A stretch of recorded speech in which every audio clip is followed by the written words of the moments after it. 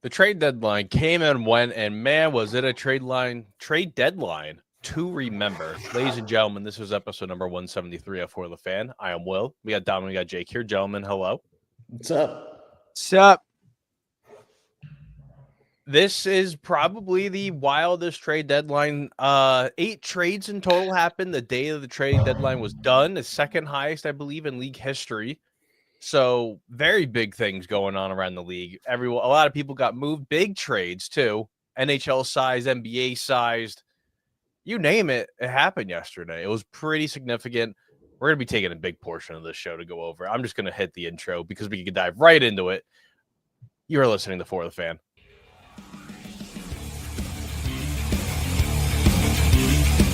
You are listening to For the Fan.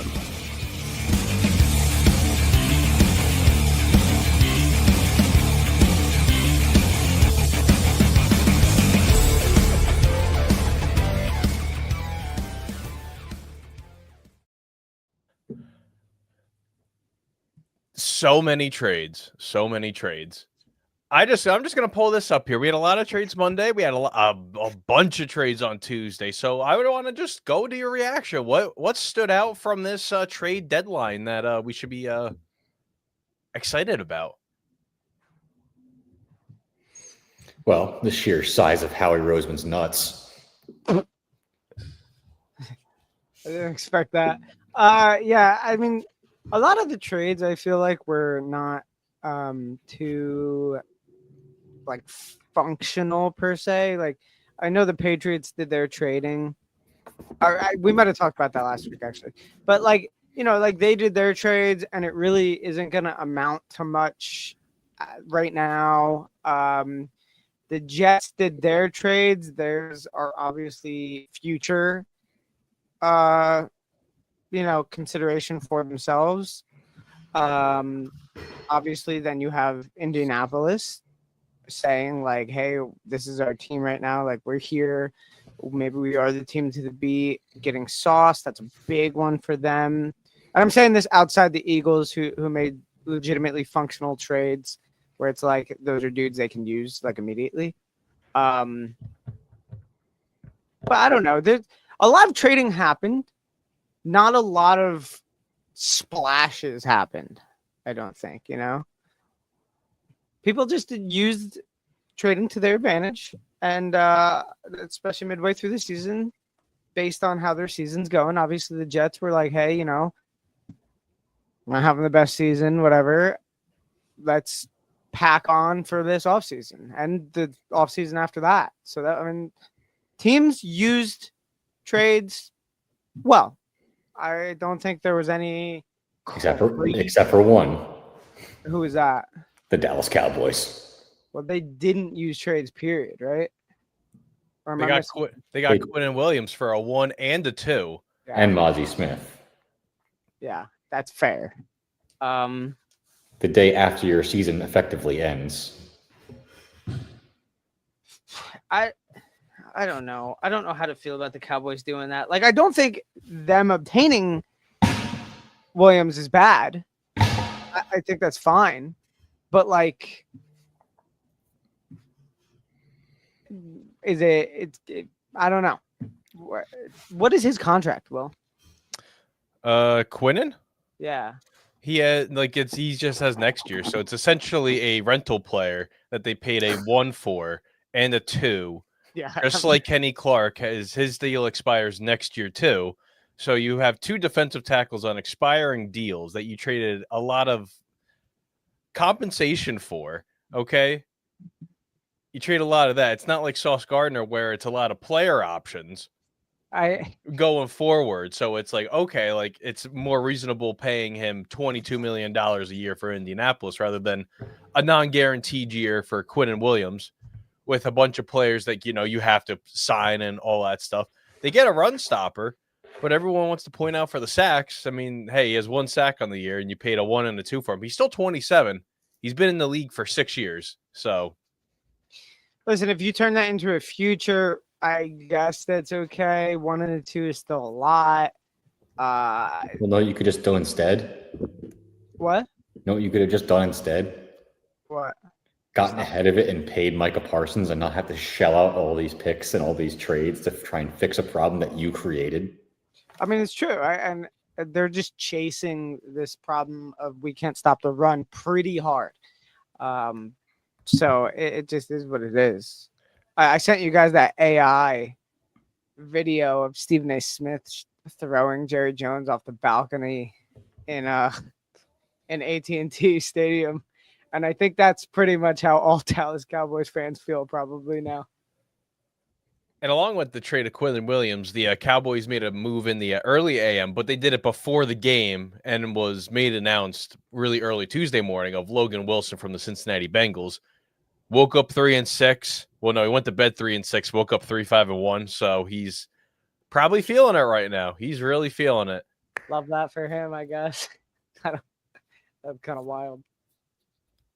Cowboys are just making a lot of stuff. The Chargers made a late trade, too, for Trevor Penning, the failed first-round pick for the New Orleans Saints. So after they had to do that, Joe All season-ending sprained ankle is just ending their season with Rashawn Slater been on IR since like the second week of training camp for the Chargers.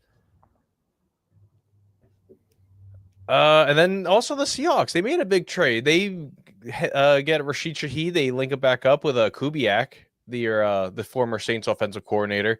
And now they're looking to get a guy that just blows the doors off the top.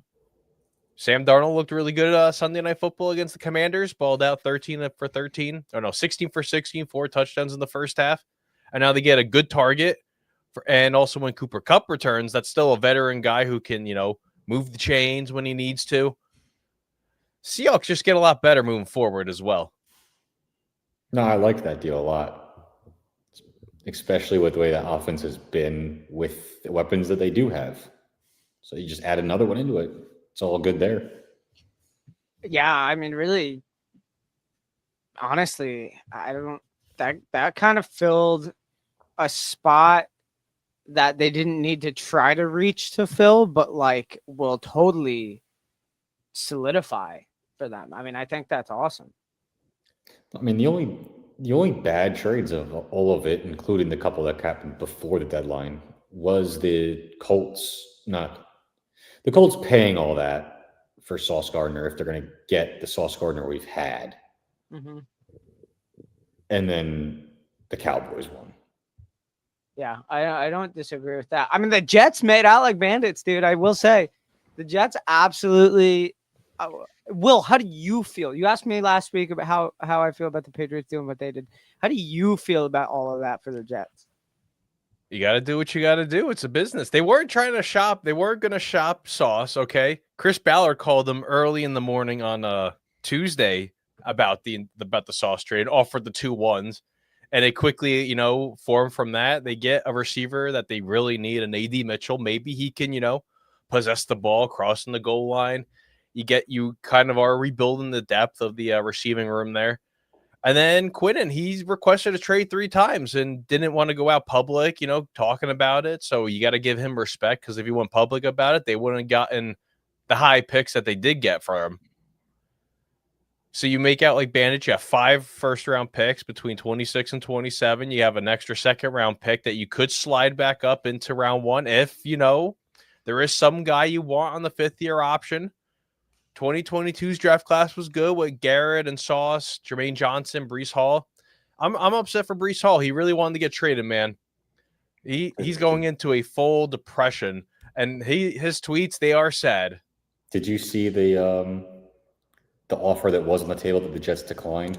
It was a 4th-round pick. They wanted a 3rd. Yeah, I don't blame him. I mean, he's good for a 3rd. Chiefs were like, hey, 4th-round pick. Here we go. Yeah, 4th is definitely lowballing it, I feel like. Especially at like where you're going to be picking as the Chiefs. The Chiefs are going to be at the end of the round. So that's also true. And then you also have the Jaguars too yesterday. Jacoby Myers. He wanted to get traded and he ends up in Duval County, man. Hey, Liam Cohen gets another receiver with Travis Hunter on IR for at least the next couple of weeks. It's a good move for the Jaguars now, getting another receiver besides Brian Thomas, and maybe can open up this passing offense a little bit more. I'm super interested in how his production is. I think he's super talented. I think he's awesome. I think he's on the very low end of being a number one receiver. But we'll see how it works with the Jaguars. That's what I'm so curious about. Is like, will that all of that and all of his ability and what he has done, will that translate to the Jaguars offense between him and Trevor? Like, so I'm super curious on how his production goes. My expectations are kind of low, but I could be wrong. Hey, I want to know how Will feels about the Jets taking advantage of somebody for once instead of the other way around. Listen, you get yourself some draft capital. I mean, hey, 3 first-round picks, that's really cool. Maybe they could get a 4th. I mean, they haven't had a 4th since that 2000 draft, and that 2000 draft was really good. You got Abraham, Ellis, Chad Pennington, Beck. Like, you had a lot of great people from that class. Obviously, it didn't produce, a deep playoff run, but you had a really good draft class. Maybe they can capitalize that. Obviously, this means Glenn and Mogi are going to be around for a little bit in New York, so let's see what they can do. You have enough draft capital to trade for a quarterback off of one of these teams, or if you want to go to the route of drafting a guy, obviously I don't think this year is going to be the route. You got to go looking at 27, which they have more than enough draft capital now to do that. Plus, you get a Micah Parsons Hall for Sauce Gardner. Last time they did that, they traded away Jamal Adams, they traded away Box Boy, and look at what they did now. You got 2 ones, a 4, and you got a safety out of it. So it's, it is a little tough because realistically, you don't get better draft class than what you did a couple years ago, because you don't coming out of a draft and having a rookie of the year on both sides of the ball is about as good as you could possibly get, at least temporary, like short term. So I don't, props. Hopefully it works and translates into some more extended.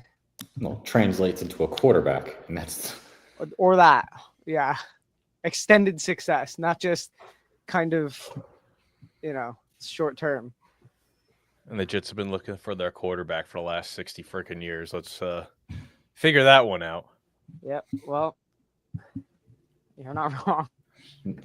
In Woody we trust. Woody we don't trust. I'm over the Woody experience. There, A quick injury roundup. Puka Nacua should be good to go Sunday, according to Rams head coach Sean McVay.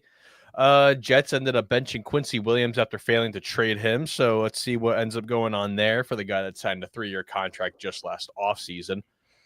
49ers preliminary practice report. No Ricky Pearsall, no Michael Williams, limited Brock Purdy with the toe, their center Jake Brendel, Bryce Huff with a hamstring, D Winters, all with the Niners being limited right now. Sauce Gardner, who had a concussion the last time we saw him a couple of weeks ago, he was a full participant for the Colts, as he's going to become the first player to play in both the UK and Germany in the same season. A little bit of history there. The Cardinals placed Kyler Murray on injured reserve, so now he's going to be at the next 4 games after dealing with a mid-foot sprain. Looking at a 7-week turnaround there. Sticking with quarterbacks, CJ Stroud not going to be playing. He is ruled out due to a very bad hit that he took on Sunday against the Denver Broncos. So Davis Mills takes QB1 roles that he hasn't seen in a couple of seasons there, as the Texans are going to be going to are they going to? No, they're playing the Duval guys. Also, Rico Dowdle, America's sweetheart. An injury to watch. Ian Rappaport has mentioned they're going to be counting on him this weekend, but they're trying to be smart with his practice reps this week. So they're going to be seeing what they can do. If not, Chuba Hubbard will be the guy to go. And then the Patriots, Kayshon Boutte, Christian Ellis, Ramondre Stevenson were not practicing today, according to Mike Vrabel. And James Cook did not practice today due to foot and ankle injuries. Let's see. Buccaneers running back Bucky Irving and wide receiver Chris Godwin were not spotted at practice. So another availability question there for the banged up Tampa Bay Buccaneers, playing the 7-2 New England Patriots coming up. And also another one, too, Asante Samuel cleared for football activities after spinal fusion surgery in the offseason. He has a big list of places he's going. The first one, though, is Carolina, followed by the Packers, the Vikings, the Niners, the Bears, and the Steelers. Talk about a world tour. Yeah. Haven't seen one of those since Peyton Manning was a free agent 13 years ago. And I believe that is all I got for us today. That is all I got for us. Dude, Derpy, it's fresh back there. I got a fresh one. Things you can count on. Everyone can count on it. Let's just go through the mid-season awards here. We had a lot of these.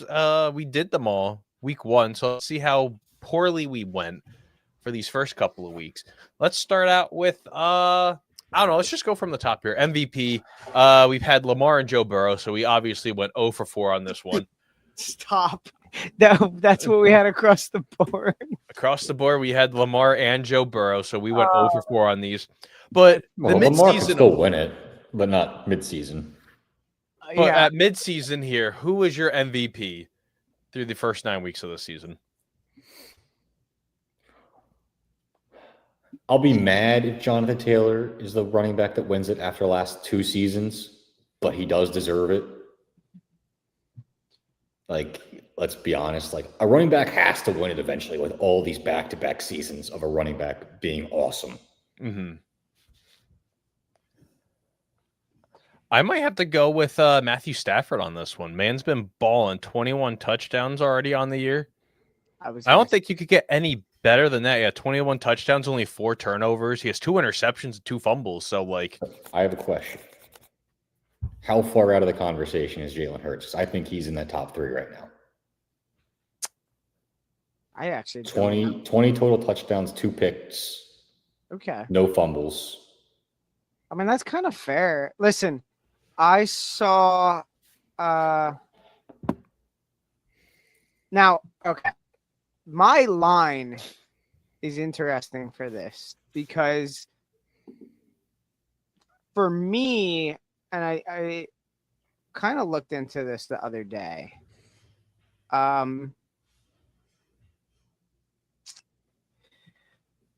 So Baker is in on the MVP odds, right? Although he only has, when we're talking about quarterbacks exclusively, because really we are, he only has 13 touchdowns. And I know the Baker thing is obviously because of the late game and the leading all these comebacks and stuff, and I don't disagree with that whatsoever. But his stat line is pretty low compared to Mahomes, Stafford, Josh Allen, Drake May. All have over 2,000 yards. All have 19 or more total touchdowns. Baker has 13 touchdowns and under 2,000 yards. So it's like interesting to me because that's a pretty large gap, the 13 to 19, 20, 21 touchdowns. And then you bring up Jalen Hurts, who has 20 total. So that's another considerable gap. I don't know if Jalen's thrown over 2,000 yards, but obviously I'm sure his rushing yards are pretty in there too. He has 1,884 total yards. Yeah, so that's under 2,000 as well, which is, I don't think it's that big of a deal. It's just yards. The thing with him is the only reason he's in the conversation, because like yards, he's not there because of the first few weeks. Yeah. Is his touchdown and lack of turnovers numbers is far better than everybody else right now. I mean, that's fair. I wonder how much consideration there is with like, okay, the Eagles are a top team, but like obviously putting Mahomes in that conversation is like, yeah, the Chiefs are a top team. Or well, it's usually the quarterback with the best record is usually who gets the MVP. I mean, that's pretty true. That was Josh Allen last season. What is currently the quarterback with the best record is who? Is it between Drake May and Daniel Jones? Yeah, Drake May, Daniel Jones, Bo Nix are the ones 78%. absolutely stupid. Okay. Yeah, that's a wild group of 30 guys leading the league record-wise right now. I don't even... Herbert has the most total yards of anybody. It's Herbert, Mahomes, Drake May, Daniel Jones, and Dak. I think there's a solid group, to be honest. Like, I think there's...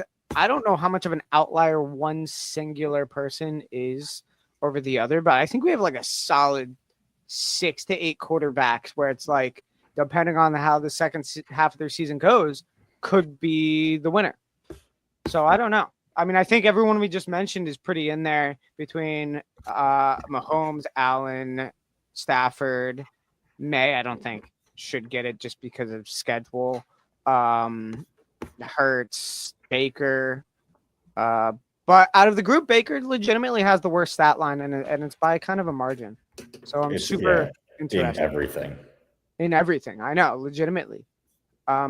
So I'm definitely interested on how this will go. I don't really have an answer. We just deep dived a little bit, but like I don't really have a sure answer. I think saying any one of these guys' names, depending on how the rest of their season goes, could be correct. Offensive player of the year. We went 4 different ones here. We went Jamar Chase, Jahmyr Gibbs, Christian McCaffrey, and Justin Jefferson. And not one Jonathan Taylor.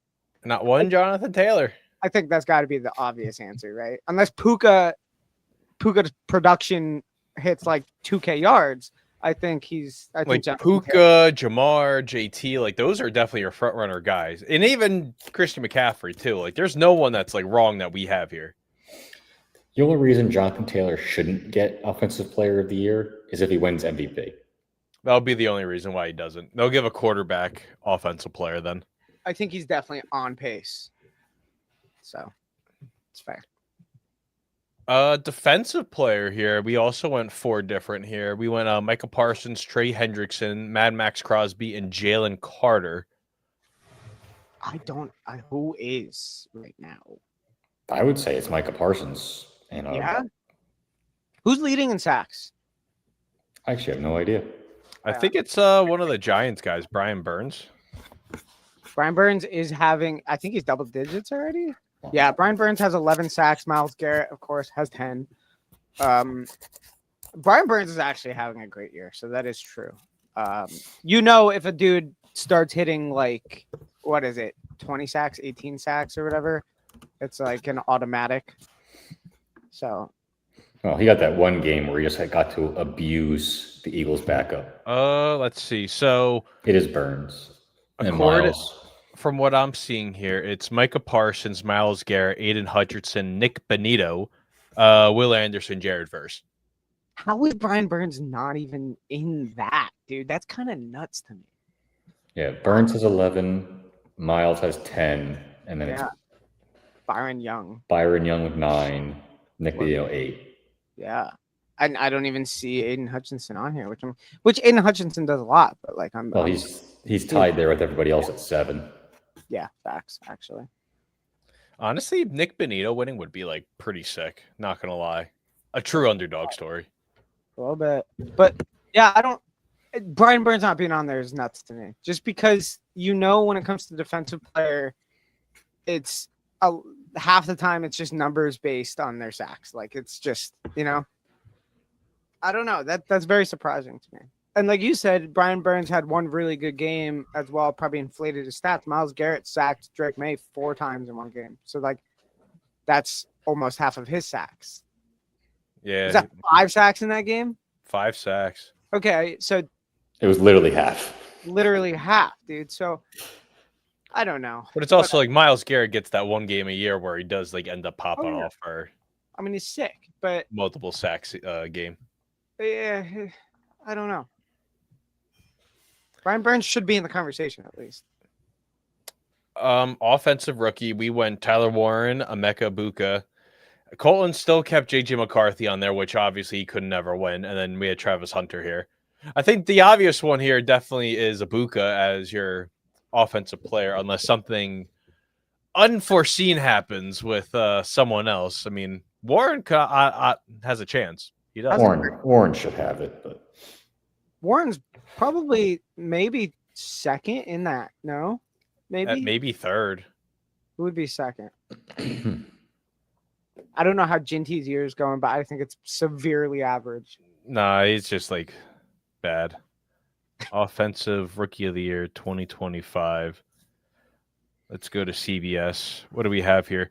Jackson Dart is one right now, followed by Ibuka, Tyler Warren, Tet McMillan, and then Quinshon Judkins at 5.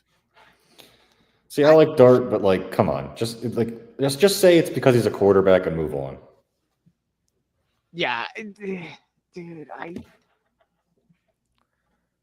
I don't know. I never know how to feel about the quarterback thing because it's like we watched Baker have that great season and that was cool. CJ Stroud had a great season. So like Amika, I can't. Ibuka. Oh my God. The name's always going to be difficult. He's posting legitimate numbers. So it's like, I don't know. He's been a little dry the last 2 weeks. I hope the bye week kind of helped him. I know he was nursing like hamstring and like hip injury, so maybe that might help him a little bit. But also, Aronde Gadsden from the Chargers. Yeah. Could make some noise there. He is 6th in odds. Who's that? Amika? Gadsden. Yeah.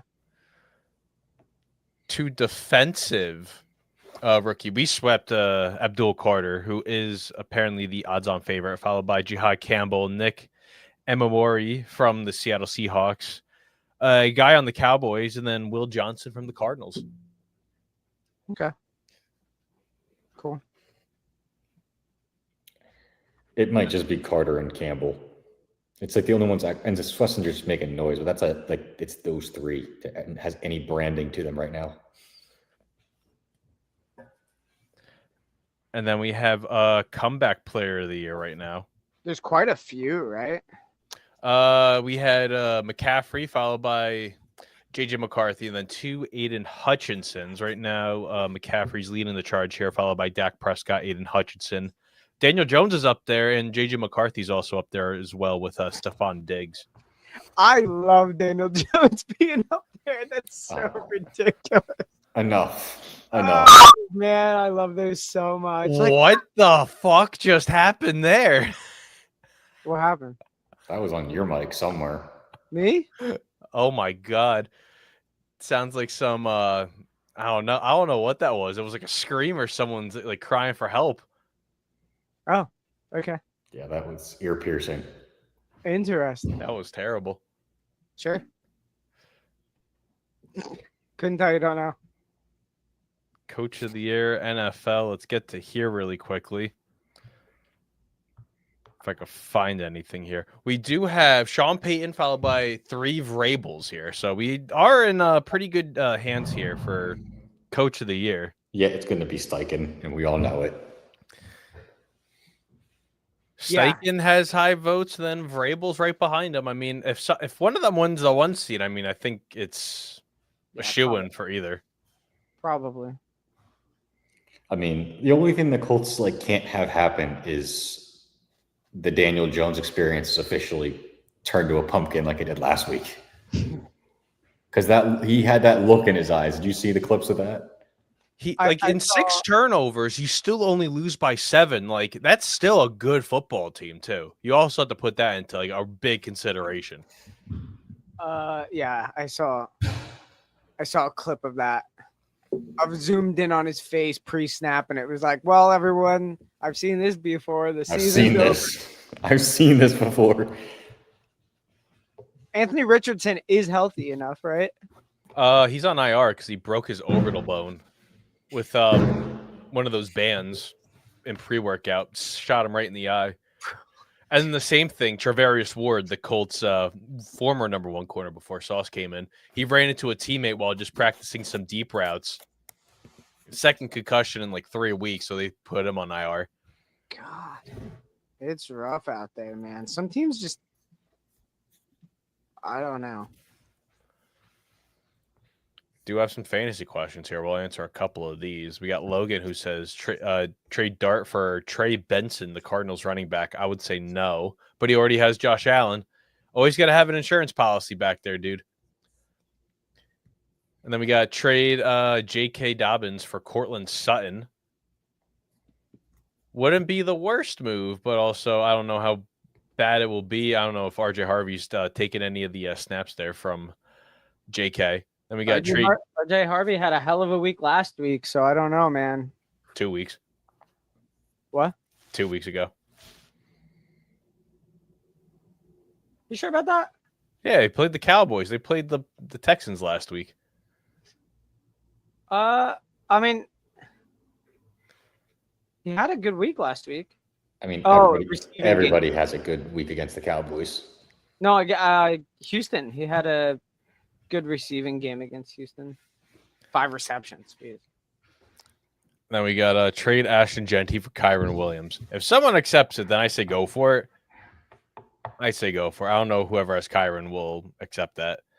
And we got trade Sutton for ETN. His running backs are Jacob Staddle and Tracy. I don't know. Why don't you try upgrading like the tight end position or something, man? And then we got Loveland or Zach Ertz. Loveland had his breakout game last week against the Bengals. Yeah, I might say Loveland just because playing the Giants. It's tough, but like Washington's they're dead. They are dead in the water. I think that's a fact. It's terrible. Then we have Adams says, would you do Kyron Williams for Nico Collins or Rome Odunze? He has Bijan Henry and Quinshon Judkins. Are you in like a 2-man league, man? How do you have Bijan and Derrick Henry with Kyron? I don't know. I feel like you get a little bit more though for Kyron. Let's see. Is it valid to put Kincaid at tight end and Fannin at flex? I would say yeah. Why don't you go for that? Oh, and he's gone. And he's gone. He's gone. He didn't even say bye. Didn't say a word. Didn't say a word. Jeez, just like Dom Wood, man. Just up and out. That's all he's doing. Time to talk about Jake Moody. Doesn't want to talk about. He doesn't want to address the elephant in the room here. Who is Jake Moody? A little offended. Even though he's not even the Bears kicker right now. It's still Cairo Santos. Let's see. Isaiah says, Tet or Marv, pick 2. I mean, listen, with Jacoby Brissett at quarterback, I think Marvin Harrison is so freaking back. You have to start Marv. He had 6 receptions, man. Yeah, and he had a touchdown. Look at him go. Oh, my God. And then he cooked around Bland. Even CD Lamb's jaw was on the floor. And then I would say start Tet against the Saints. I mean, I think that's a pretty easy one. I'm surprised the Saints weren't bigger sellers at the trade deadline. No, Kamara didn't want to move, and then Demario Davis has been probably one of the worst linebackers this year. What are they going to sell? Themselves. That's what they got. They could just sell themselves. That's all that they got. It's like, listen, we have Brandon Staley. You can have him. Jack says, what's the deal with Rome Odunze? He has a case of the Odell Beckham where his dad's going on social media being a little bitch about, his son not getting the football and demanding a trade for his son. And that's what's going on there. Pittman. He has a case of not very good. It is. Jackson says Pittman for Garrett Wilson. Colts are going into a very tough stretch of their season with a week 11 bye. So if Garrett Wilson plays this week, I think you'd be in good hands. Trade Ken Walker and DK for Pittman? Nah, man, you can't do that. Who's a realistic wide receiver target for Kyron? You could probably go into like the lower end receiving people. Geez, what are we looking at? Maybe you could target AJ Brown coming off the hamstring injury. I know it was only 1 week that he did pop off, so you could probably go after him because I think he's going to get a lot more, especially going into this offseason, though. Maybe the Eagles end up trading him. Do you think the Eagles trade AJ Brown? Or is he going to be reading more books on the sideline there that are going to become Amazon's #1 sellers overnight? Listen, it's as much as I want to say it's nothing, it doesn't smell right. Did I ever think he was going to get traded this week? No. There was no chance. 0 chance. I would say it's almost like 50-50 whether it happens this offseason. Depending on how the rest of the season goes. But, like, part of me thinks he's also trolling. Jason says I can trade him back AJ Brown if I'd like, and I'm not going to. You could keep DJ Moore. Fleece. Rico for Genty and Hubbard? Nah. Let's see. Trade Javonte Williams for Dowdle. Hey, I'd say go for it, man. I'd say go for it. Gibson Downs for Javonte and Abuka. If someone accepts that, Patrick, then you absolutely would fleece him. I don't think anyone would honestly trade for that. Then we got Stafford, Darnold, and Jones. Who do I start? You gotta start Stafford, man. He's good. But if you have cold feet, Sam Darnold's always there. Yeah, it's sell on Rome. He didn't get a catch against the worst defense in the NFL. Does the Emeka side win? The Emeka side should win every time, but like, I don't know. I think Javante's on his way down, and Gibbs is only going to get better as the season ends. Then we got. I'll get one more here. Devontae Adams and Bucky for CD and Myers. I say do a Patty Melt, but it looks like you're in like a 4-man league. Waddle or Garrett Wilson. Let's go Waddle this week. Trade away Chase for Saquon and Jefferson. Not feeling that, Jacob. And then start Ted or Parker Washington. You got to start Ted. Alrighty. We got game of the week here. What are we looking at, Jake? We got a lot of great games. Oh, crap. I had a good one. I had an answer. I'm going to filibuster for a little bit. Go do yours.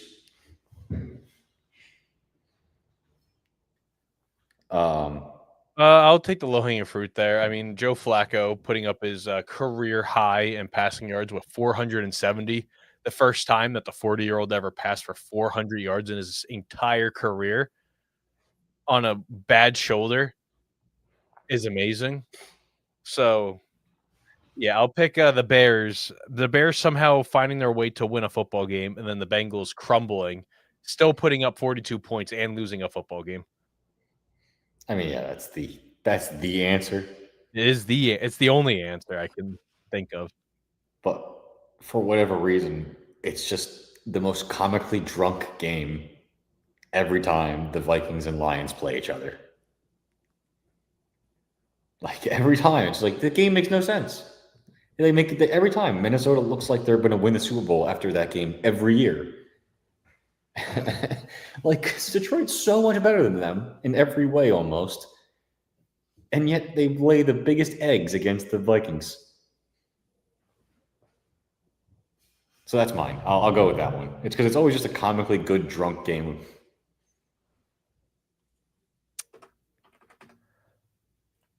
Then we got our own. I mean, are we going to buy into Jake Moody this week? Is this what we're doing? Dom's not here. You can't yell at us anymore. Let's see. What else does he hate? I'm going to buy New York sports. I want to buy into all the New York sports. He hates them. The New Jersey Devils for sure. Well, that's whose take he's taking, right? It's mine. They're all the same fan base and they're all stupid. We got a question here. Are those all pipes behind you? Yeah. Besides this is just. It's Willy Wonka's liquor factory right behind him.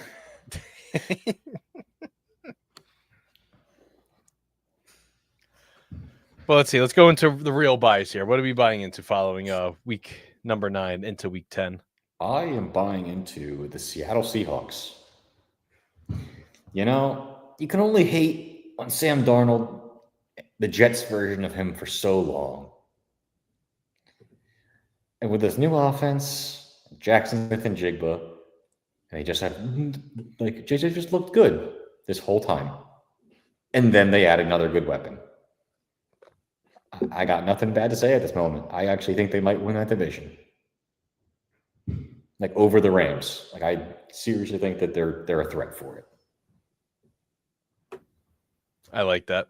Big Darnold believer here. I'm going to rebuy the Ravens again this week. I'm going to double buy on them, okay? And then I'm buying Brock Bowers, who put up a legacy game on Sunday. 3 touchdowns, 12 catches. We are so back. And with no Jacoby Myers, he's only going to be better. There's the Dom Rage bait take. The Ravens are back. Brock Bowers is back. Tua is better than Drake May. Drake May's the worst quarterback in the AFC East. He's not here to tell us any. He can't defend himself. McDaniel would make a better coach than Vrabel in the same situation. The Ravens are a better franchise than the Patriots. Oh, infinitely better.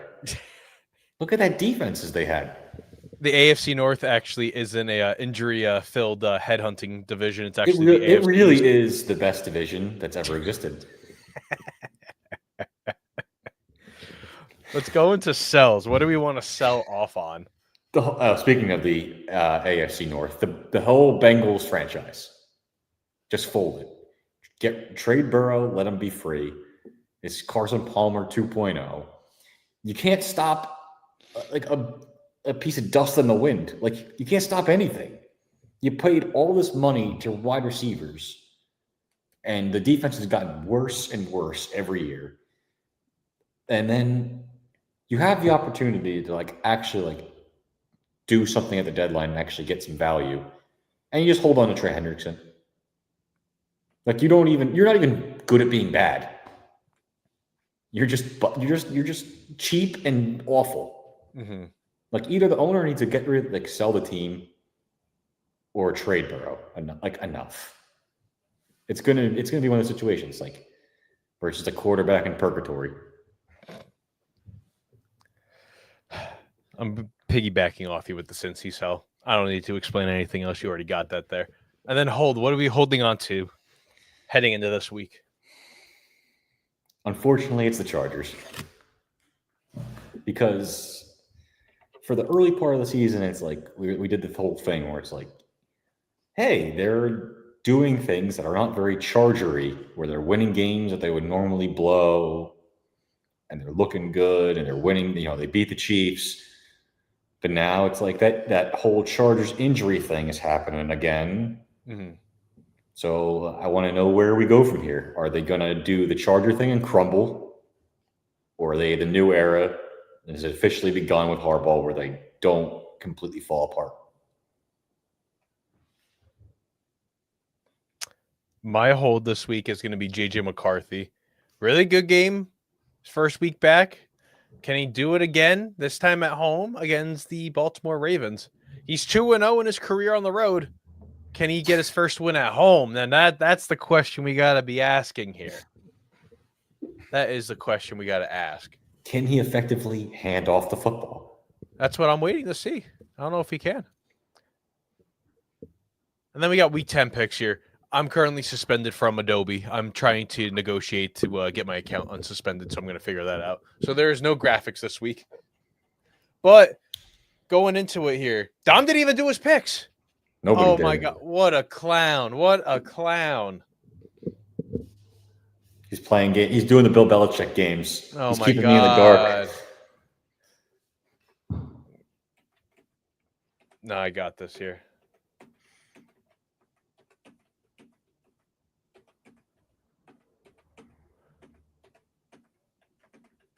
They're questionable. Yeah, that's all he gets there. That's what he gets written right there. He should have a 3-game penalty. We're gonna split his picks between the both of us, or his wins at least, not his losses. But we do have Thursday Night Football here. AFC West. The Raiders go to town. They're going to be playing the Denver Broncos. It's a clean sweep right now for the Broncos. We'll figure it out as we go forward. Clean 2. Clean 2. 2 out of 4. And then we got our one and only Germany game. This time it's going to be in Berlin. The Falcons and the Indianapolis Colts here. We got a 2-for on the Colts. That's what we got going for us. Then to the 1 o'clock hour, the Giants head to the Windy City to play the Chicago Bears. We have the Bears on this one. A game we're not going to spend too much time on. The Bills at the Dolphins. We're taking the Bills. And then we have the Ravens going to Minnesota to play J.J. McCarthy and the Vikings. We're split right now, 1-1. Taking the Ravens here. Jake is taking the Skull. Did you see that fun stat about this game? No. Historically, every time that the Vikings and Baltimore play each other, if Minnesota wins, they go to the NFC Championship game. And if they lose, they fire their coach that season. It's happened every time. I don't think they could fire McCarthy. I can't think they fire him at all. Can't do that. O'Connell. They can't fire O'Connell. They can't do it. Oh, I don't think they should. I don't think they should or would either. But like in all the meetings, since they did this whole, the whole 8 meetings that they have, it has followed that pattern. If Minnesota wins, they go to the NFC Championship game. If Minnesota loses, they fire their coach. It's interesting. And then we have the Tank Bowl here. The Browns and the Jets are going to be duking it out there in MetLife Stadium. We are sweeping the Browns on this one in the early voting here. And then from MetLife, we go to warm Florida, but it might be cold. Who knows? Apparently, there's a cold front going down there. The Patriots and the Buccaneers are going to be duking it out, and we do have the Buccaneers on this one. And then the Saints are going to go to Carolina after a big upset win against Green Bay last week. The Panthers here, we are sweeping them this time around. And then we have Jacksonville heading to Houston to play Davis Mills. And the Houston Texans here, we're going to be sweeping the Jaguars on this one. And then into the 4 o'clock hour, the Cardinals are going to be going to the Pacific Northwest to play the Seahawks. We have the Seahawks on this one. And then probably the better rivalry of the 4 o'clock hour, the Rams and the Niners duking out this time up the coast in California. And we're taking the Niners on this one. A little surprised on this one. And then Detroit heads to Washington. Well, I thought you might have had, when I saw you wrote that, I thought you might have one of your secret voodoo stats for that game. So I was like, all right, I'm going to write that in for now and just see what he says about it. I don't have any voodoo stats in this game. I have not seen anything. And then Detroit and Washington are duking it out in D.C. here. We are going to be taking Detroit on this one. And Sunday Night Football, Pittsburgh and the Chargers. Last time these two teams played in SoFi Stadium, it was a shootout. It was a high-scoring game 4 years ago. So. Because I don't have anything written. For now, I'm going to say the Chargers, but that's just the stupid game that Pittsburgh would just dominate out of nowhere. Mm-hmm. And then we have Monday Night Football here. Apparently, it might be some snow up in Lambeau Field. The Eagles and the Packers are going to be duking it out. And right now, we have the Eagles as of right now. Do you know what that sounds like to me? A lot of tush pushes. A lot of running games. Just gonna. Sounds like AJ Brown's going to have a great fantasy week. That's for sure. Just going to absolutely rage bait those crybabies up there. The first play from scrimmage. I really hope half the plays. They hope this is the most they've ever ran it in a single game. Yeah. Running on first down, running on second down.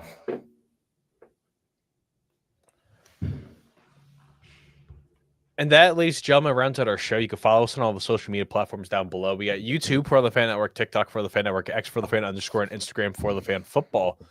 Anything you want to add before we head into a 14-game slate this weekend, Jake?